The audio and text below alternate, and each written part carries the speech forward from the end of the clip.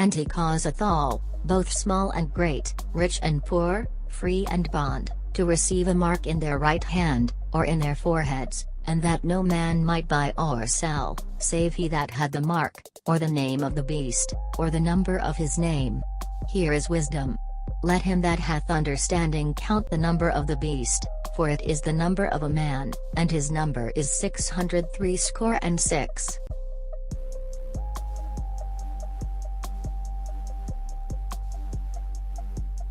USA Today warns, you will get microchipped.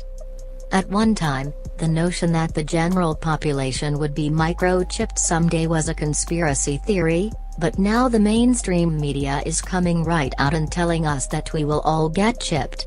It is almost as if they are trying to mentally condition us to accept what is coming. Of course it is being portrayed as cool and trendy, and a lot of people will be fooled by that. But if someday identity chips are required for the entire population, the potential for tyranny would be off the charts. Unfortunately, some sort of permanent digital identification is increasingly being pushed as the solution to problems such as identity theft, tax evasion, illegal immigration and money laundering. And tech companies would love to have a universal way to confirm the identities of individuals on the internet. But very few people are talking about the dark side of this technology, and that is a very frightening thing. Last month, USA Today published an article entitled "You Will Get Chipped, Eventually." The following is a short excerpt. You will get chipped. It's just a matter of time. In the aftermath of a Wisconsin firm embedding microchips in employees last week to ditch company badges and corporate log-ons, the internet has entered into full-throated debate. No, I will not ever be microchipped. But how many others feel the same way? Obviously societal attitudes are changing, and a professor interviewed by USA Today is quite confident that it will happen to everybody. It will happen to everybody, says Noel Chesley, 49, associate professor of sociology at the University of Wisconsin-Milwaukee. But not this year, and not in 2018. Maybe not my generation, but certainly that of my kids. Initially, implantable microchips will be touted as the wave of the future. We will be told that they will make our lives so much easier and more convenient, and the USA Today article made a big deal of that. This would go beyond paying with your smartphone. Instead, chipped customers would simply wave their hands in lieu of Apple Pay and other mobile payment systems. The benefits don't stop there. In the future, consumers could zip through airport scanners sans passport or driver's license, open doors, start cars and operate home automation systems. All of it, if the technology pans out, with the simple wave of a hand.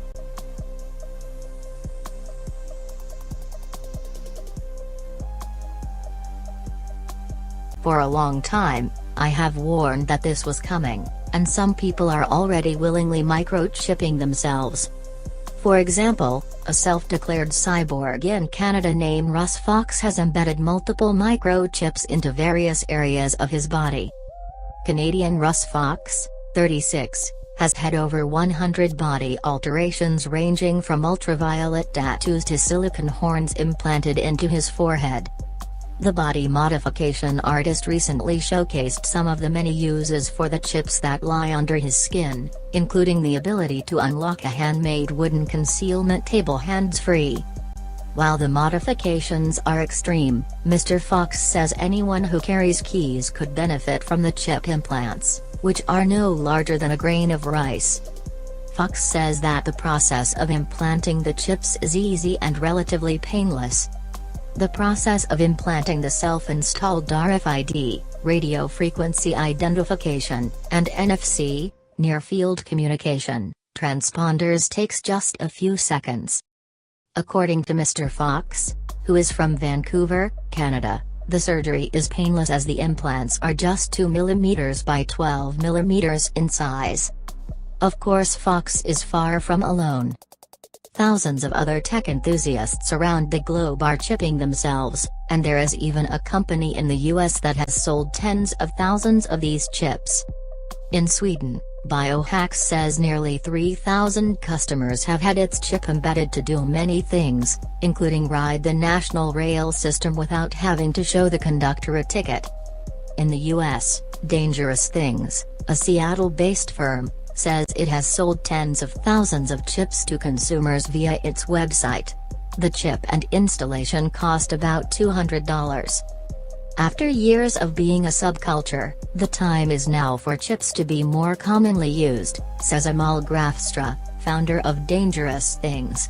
We're going to start to see chip implants get the same realm of acceptance as piercings and tattoos do now. What in the world is happening to us? Our culture is rapidly being transformed, and the world of tomorrow is going to be a very strange place indeed.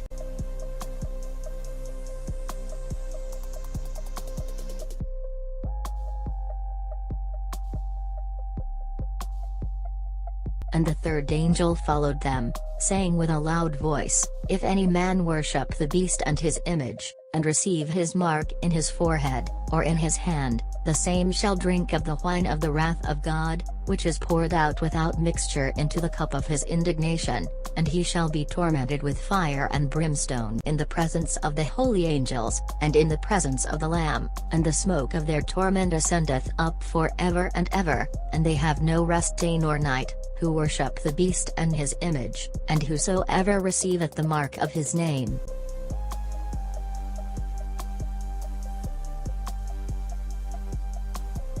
And I heard a great voice out of the temple saying to the seven angels, "Go your ways, and pour out the vials of the wrath of God upon the earth." And the first went, and poured out his vial upon the earth, and there fell a noisome and grievous sore upon the men which had the mark of the beast, and upon them which worshipped his image.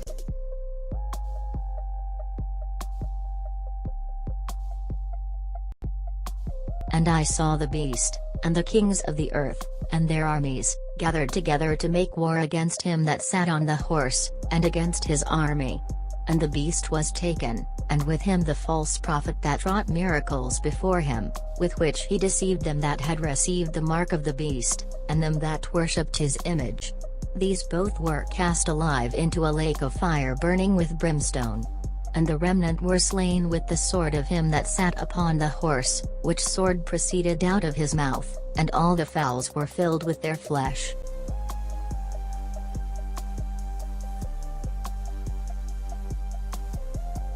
For my sword shall be bathed in heaven, behold, it shall come down upon Idumea, Edom, and upon the people of my curse, to judgment.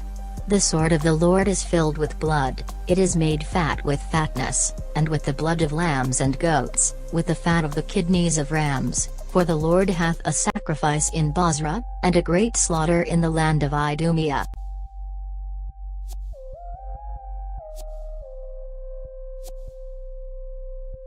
Who is this that cometh from Edom, with dyed garments from Bozrah?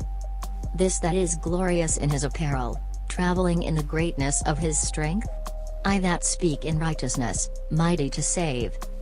Wherefore art thou red in thine apparel, and thy garments like him that treadeth in the wine fat? I have trodden the winepress alone, and of the people there was none with me, for I will tread them in mine anger, and trample them in my fury, and their blood shall be sprinkled upon my garments, and I will stain all my raiment. For the day of vengeance is in mine heart, and the year of my redeemed is come.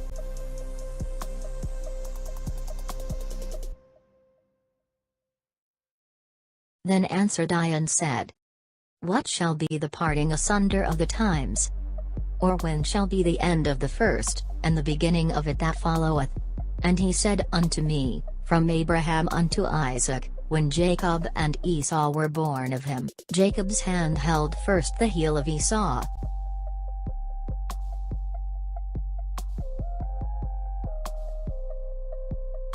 For Esau is the end of the world, and Jacob is the beginning of it that followeth.